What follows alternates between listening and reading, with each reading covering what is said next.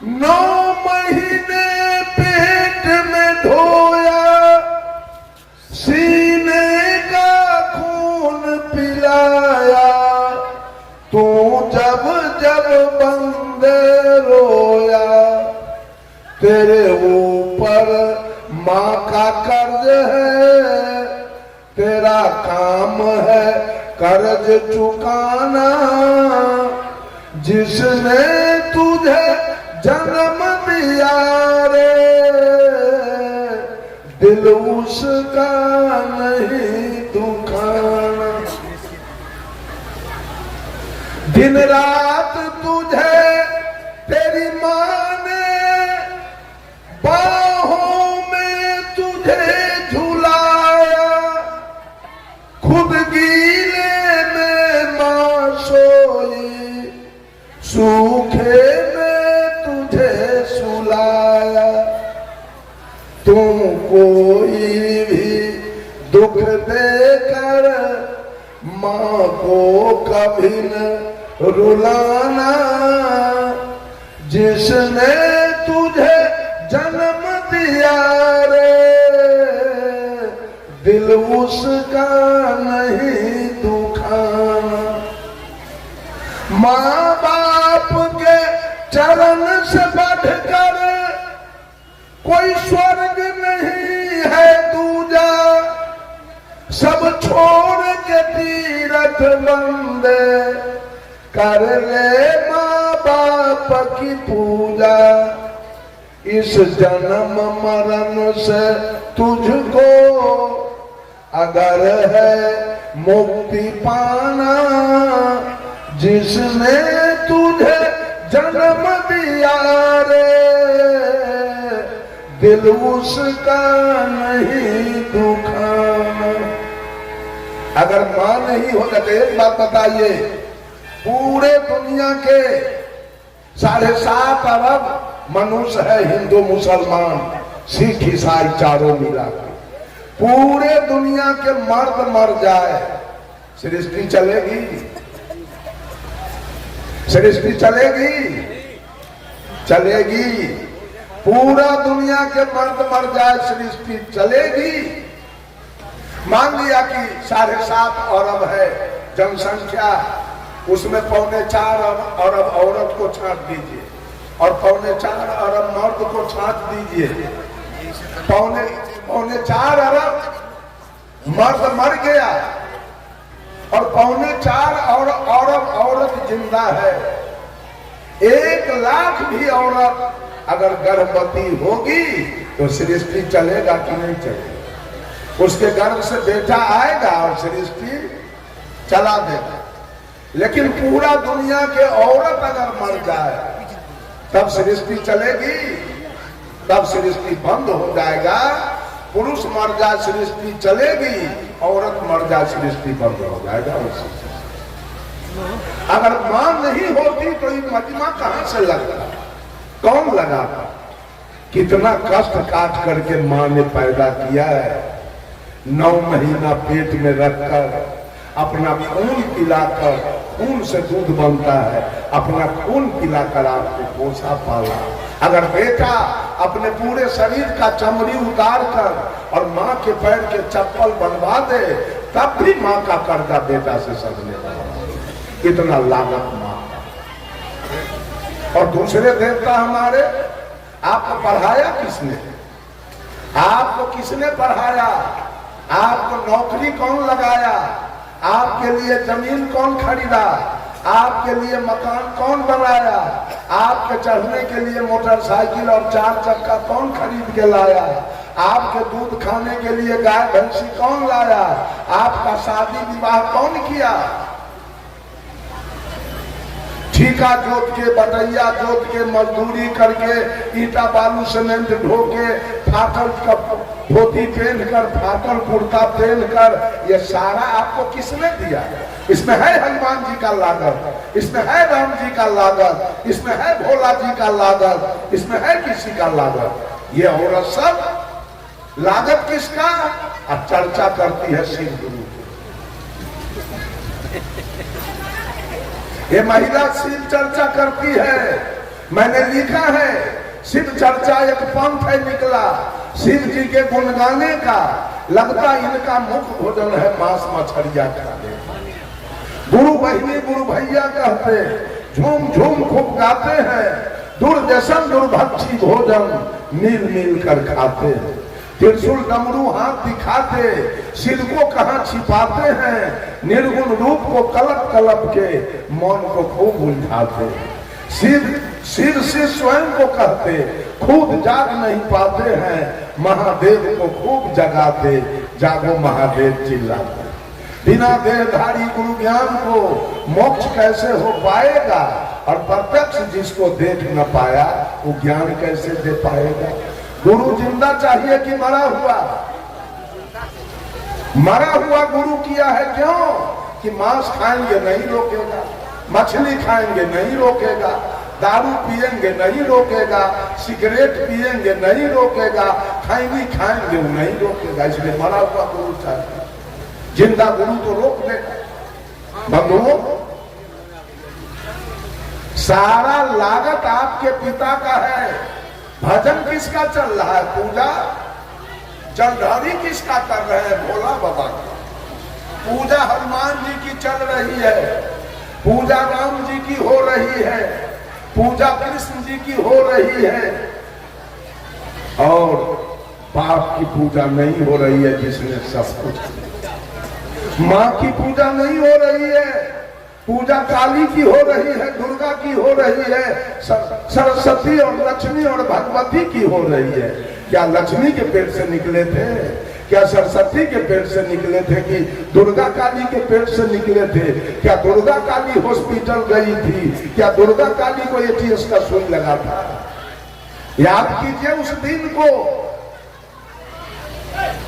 देवता हमारा कौन है? किसकी पूजा हम करें? किसका लागत मेरे जीवन में है? और किसने मुझे कुछ दिया? तो माँ ने तन दिया और पिता ने धन दिया। ये दो देने वाले हैं, माँ तन दिया है, पिता धन दिया है। और हम मांस खा रहे थे, मछली खा रहे थे, तारी दारू गांजा भांग बीड़ी सिगरेट शिखर पराग खा रहे थे। हम चोरी दलाली बेईमानी घुसखोरी हत्या बलात्कार कर रहे थे। हम मिलावटबाजी कर रहे थे, दूध में पानी मिलाते थे, आटा में चोकर, घी में डलडा और चावल में कंकर। सारे पाप कर्म हम कर रहे थे। समाज में मेरी कोई प्रतिष्ठा नहीं थी। जहीं कहीं हम लात जूता खाते थे, जेल जाते थे, पंचायती में थूक चाटते थे, जुर्माना देते थे, मार खाते थे, कान ढको उठ बैठ करते थे, कहीं दारू पी के पड़े रहते थे। इन सारे पाप कर्मों से किसने निकाला? गुरु ने निकाला। इन सारे पाप कर्मों से राम ने नहीं निकाला। आज राम के भजने वाले दारू पी रहे हैं, आज कृष्ण के भजने वाले दारू पी रहे हैं, हनुमान के भजने वाले गांजा पी रहे हैं, मांस खा रहे हैं। ये छठी माई के व्रत करने वाली औरत पारण के दिन मांस मछली खा रही है, जितिया करने वाली महिला खा रही है, होली दिवाली करने वाले खा रहे हैं। किसी ने नहीं, पाप कर्म से कोई निकालने वाला नहीं है। ये सारे पाप कर्म से जितने लोग यहाँ बैठे हैं उस पर किसकी कृपा है? जितने लोग हैं उस पर किसकी कृपा है? गुरु जी की कृपा। गुरु ने सुधारा है, गुरु ने सुधारा है सबको। 7 दीप 9 खंड में गुरु से बड़ा न कोई, और कर्ता करे जो कर न सके, गुरु करे से हो। गुरु है बड़े गोविंद से, मन में देखो विचार, हरि सिर दे तो बार बार, गुरु सिर दे तो बार। गुरु से बड़ा देवता इस धरती पर आपको। तब ये महिला सब गुरु करने के बाद पत्थर पानी के पूजा करती है। कभी कल्याण हो जाएगा, कभी होगा कल्याण। गुरु ऐसा देवता करने के बाद भी जितिया करती है, करवा चौथ करती है, कर्मा धर्मा करती है, तीज करती है, छठी के व्रत करती है, चंदा करती है, काली के पूजा करती है, दुर्गा के खोइछा भरती है। इसका कल्याण कभी हो जाएगा? कभी होने वाला नहीं है। जो सच्चा दुल्हा करने के बाद अब फिर यार की पूजा कर रही है। दुल्हा करने के बाद यार की पूजा कर रही है। वो कभी पतिव्रता नहीं बनेगी और कभी इसका कल्याण नहीं होने वाला। मैंने कहा मां ने तन दिया, पिता ने धन दिया और गुरु ने ज्ञान दिया। इसके सिवा 10 मिनट का समय मैं देता हूं। अब कोई आदमी बोले कि और कोई देवता है जिसका लागत आपके जीवन में है, उसका नाम कोई याद नहीं। ये 3 के सिवा, माता पिता और गुरु के सिवा और कोई देवता है तो उसका नाम बोलिए कि उसका भी लागत मेरे जीवन में है। बोलिए तो कोई आदमी, इसका सफाई मैं करूंगा। ये 3 देवता के बाद और कोई है? सारा दुनिया झूठ का पूजा कर रहा है। सारे दुनिया में झूठ की पूजा हो रही है, कहीं सत्य नहीं है। सत्य की पूजा है मां की पूजा करना, पिता की पूजा करना और गुरु की पूजा करना। ये 3 देवता का लागत मेरे जीवन में है। ये तीनों ने मुझे दिया। बस चौथा ये कबीर की पहली भक्ति है। अगर आप अपने को हिंदू कहते हैं, कबीर के नजरों में कोई हिंदू, कोई मुसलमान, कोई सिख और कोई ईसाई नहीं है। कबीर ने सबको मानव कहा, कबीर ने सबको इंसान कहा, कबीर ने सबको मनुष्य कहा, कबीर ने सबको आदमी कह के पुकारा। कबीर के नजर में कोई हिंदू मुसलमान नहीं है, सब मानव। लेकिन अगर आप अपने को हिंदू कहते हो तो हिंदू का मुख्य ग्रंथ क्या है? हिंदू का मुख्य ग्रंथ वेद। और वेद ने किस देवता को माना? वेद ने नहीं कहा राम देवो भव, कृष्ण देवो भव, ब्रह्मा देवो भव, विष्णु देवो भव, महादेव देवो भव, काली दुर्गा देवो भव। वेद ने कहा मातृ देवो भव। वेद ने कहा मां देवता है। वेद ने कहा पितृ देवो भव। वेद ने कहा पिता देवता है। और वेद ने कहा आचार्य देवो भव। वेद ने कहा गुरु देवता। सुन लीजिए सब लोग कान खोल कर, इस 3 देवता के अलावे अगर किसी का पूजा करते हैं तो आप नरकगामी बनेंगे। आप लिख लीजिए, आपको नरक जाना होगा, क्योंकि बकिए जितने हैं सब झूठ है। सच्चा देवता इस धरती पर यही 3 है, माता पिता और गुरु। ये तीनों का लागत है आपके जीवन में। तीनों ने आपको कुछ दिया है। ये श्रद्धा भक्ति है। सदगुरु कबीर कहते हैं कि श्रद्धा अगर रखो तो अपने माँ के प्रति, श्रद्धा रखो अपने पिता के प्रति और श्रद्धा रखो अपने गुरु के, तब तुम्हारी भक्ति कारगर है और तुम्हारा कल्याण होगा। और दूसरी भक्ति है सदगुरु कबीर का प्रेमा भक्ति। प्रेम किसके प्रति रखा जाए? बंधुओं, कबीर साहब ने कहा पोथी पढ़ी पढ़ी जगमुआ, पंडित भयान को ढाई आखर प्रेम का, पढ़े सो पंडित हो। शाह कबीर ने कहा जगत में पंडित कहीं मैंने देखा नहीं, कभी देखा नहीं पंडित। आप लोग कहेंगे इतना तो पंडित है जगत के अंदर। सदगुरु कबीर के नजरों में कहीं पंडित है नहीं। उन्होंने कहा ढाई आखर प्रेम का, जो पौरा संयुक्त एकार मोहलंत, जो प्रेम का पाठ पढ़े वो पंडित है। पढ़ पढ़ के सब घुसखोर हो गया, पढ़ पढ़ के चोर हो गया, पढ़ पढ़ के बेईमान हो गया, पढ़ पढ़ के सब जातिवाद कर रहा है, संप्रदायवाद कर रहा है, छुआछूत कर रहा है। पंडित एक भी नहीं। पंडित कौन होगा? जिसके अंदर प्रेम है, जीव मात्र से प्रेम, वो पंडित है। प्रेम कैसा होना चाहिए? मैंने सोचा प्रेम तो पति पत्नी के बीच है, प्रेम तो साला महनोई के बीच है, प्रेम तो ससुर दामाद के बीच है, प्रेम तो पिता पुत्र के बीच है, प्रेम तो सास पुतोह के बीच है, प्रेम तो गुरु चेला के बीच है। ये सदगुरु कबीर कौन प्रेम की बात करना चाहते? ये प्रेम है क्या? बंधुओं, सदगुरु कबीर के विचार के अनुसार प्रेम कहीं लेश मात्र नहीं है धरती पर, प्रेम है ही नहीं।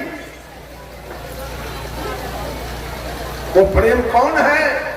एक आदमी इसी तरह सत्संग कराया, जब सत्संग समाप्त हो गया तो गांव के जाने माने एक व्यक्ति, संभ्रांत व्यक्ति जो सत्संग में नहीं आ सके, कल हो के व्यक्ति गया कहने, चाचा जी आप कल मेरे सत्संग में क्यों नहीं आए? वो व्यक्ति कहा, बेटा कल मैं एक पंचायती में चला गया इसलिए नहीं आ सका। तो आदमी पूछा, पंचायती कैसी थी? कहा, एक लड़का एक लड़की में प्रेम हो गया, उसी की पंचायती थी, उसी पंचायती में हम चले गए। वो आदमी कहा, प्रेम में पंचायती की क्या आवश्यकता थी? पंचायती को झगड़ा में, लड़ाई में, चोरी में, दलाली में, घुसखोरी में, बेईमानी में, हत्या में, बलात्कार में पंचायती होती है। जब लड़का लड़की के बीच प्रेम हुआ तो प्रेम में पंचायती क्यों हुआ? प्रेम तो हुआ सेवरी और राम के बीच में, कभी पंचायती नहीं हुई, कभी गाली गलौज नहीं हुआ, कभी मारपीट नहीं हुआ, कभी मामला फौजदारी नहीं हुआ, और कभी एक बच्चा भी पैदा नहीं हुआ। इसलिए कि प्रेम निर्विकार है, प्रेम निर्भर है, प्रेम निर्मल है, प्रेम पावन है, प्रेम पवित्र है, प्रेम शुद्ध है, प्रेम में कोई विकार नहीं है। प्रेम में न काम है, न क्रोध है, न लोभ है, न मोह है, न तृष्णा है, न अहंकार है। सेवरी और राम के बीच में प्रेम हुआ, कोई गाली गलौज मारपीट कभी नहीं हुआ, एक बच्चा भी पैदा नहीं हुआ। प्रेम हुआ मीरा और कृष्ण के बीच में, कभी गाली गलौज मारपीट खून खराबी नहीं हुआ, एक बच्चा भी पैदा नहीं हुआ। प्रेम में बच्चा नहीं पैदा होता है। प्रेम हुआ रामकृष्ण परमहंस और शारदा देवी के बीच में, कभी एक बच्चा नहीं हुआ, कोई गाली गलौज मारपीट नहीं हुआ।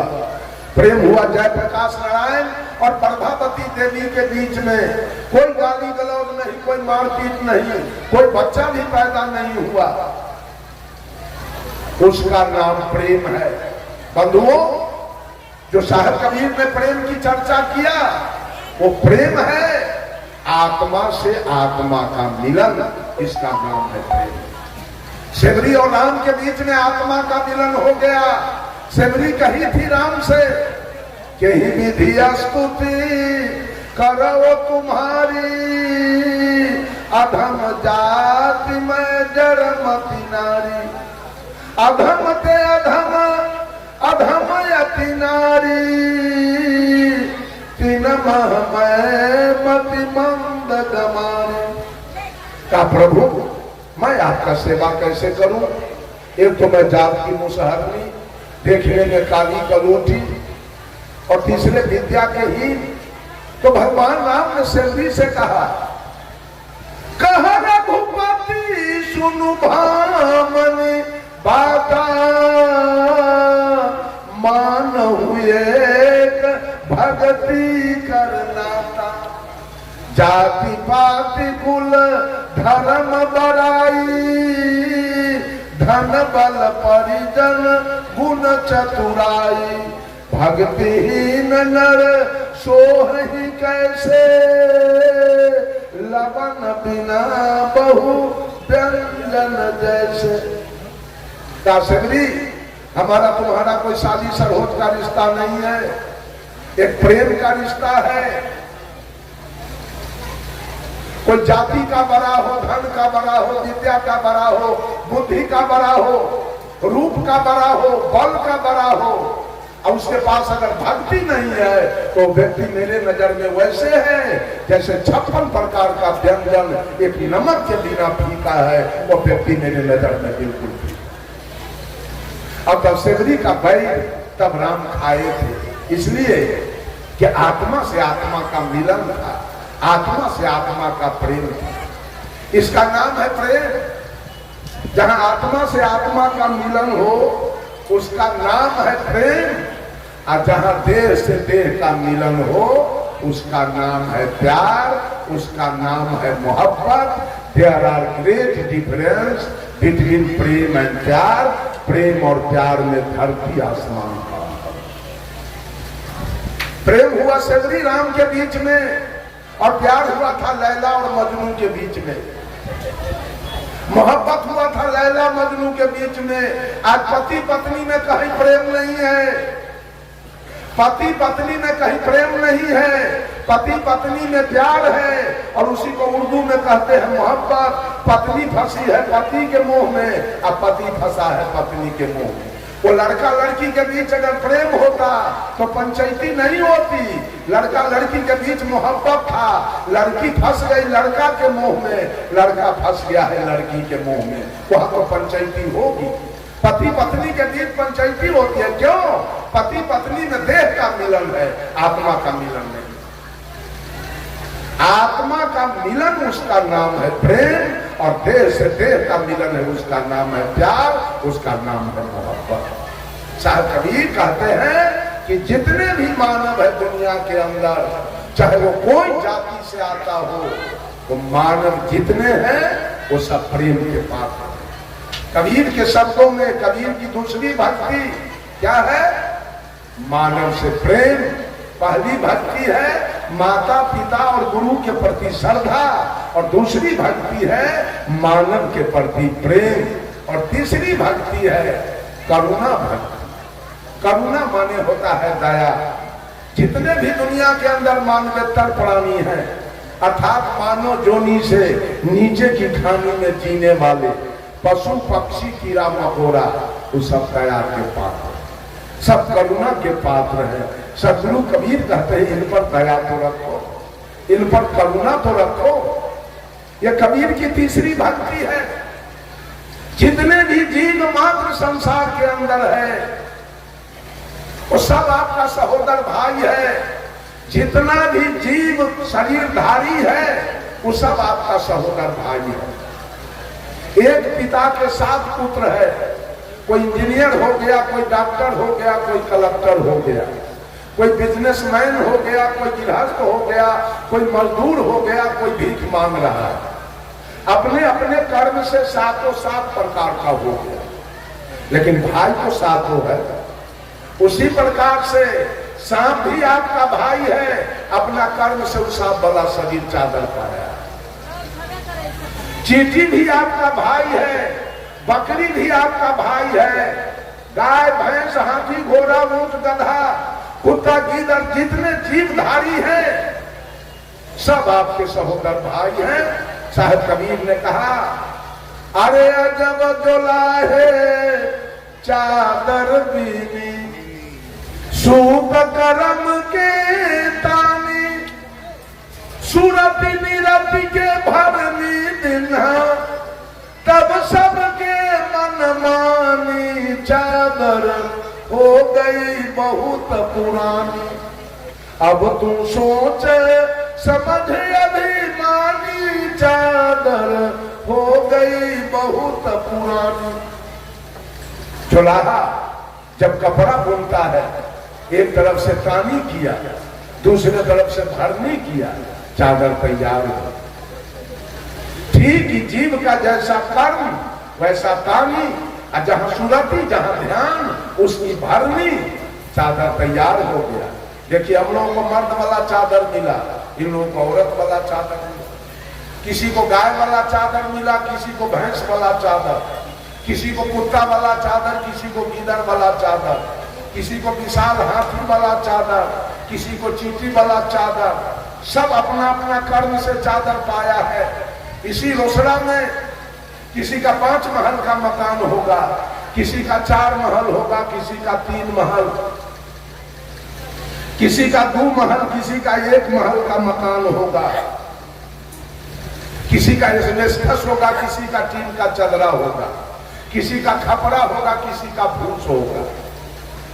और नट बखू करोड़ी पछमा डोम जो खाना बदोश की जिंदगी जीने वाले घुमक्कर लोग हैं, वो टेंट में सिर की